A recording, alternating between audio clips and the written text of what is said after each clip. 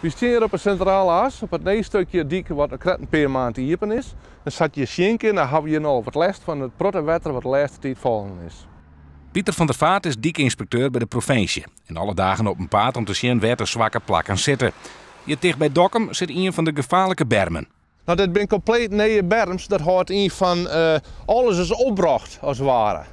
Dus alles is loswest, alles is weer onreden ter kraan. Dat de hele structuur die is ondersteboven hellen. En dat had gewoon zijn tijd nodig dat dat dan weer herstelt. Bij de centrale as kan het dus wel goed komen bij de dweiltrovier bermen. De natuur had gewoon even stiert nodig. Maar een stukje verderop is het een stuk slimmer. We staan op het 52 tussen Burgum en Kattenbraai in de station. Die had ik wel een vrachtauto niet in de berm zitten. Collega's van mij hadden al in de bakschildjes bezet. De berms zijn zo wierd. Maar krijg wat in te gebeuren, gaat voortgrutten die sporen. Van der Vaart kan op dit stuit net een soort dwaan onder wie te bermen. Hij moet wachten omdat het wet droeg is om de berm en de dik te meidjen. In de toekomst moet er daarom wel wat verhoren.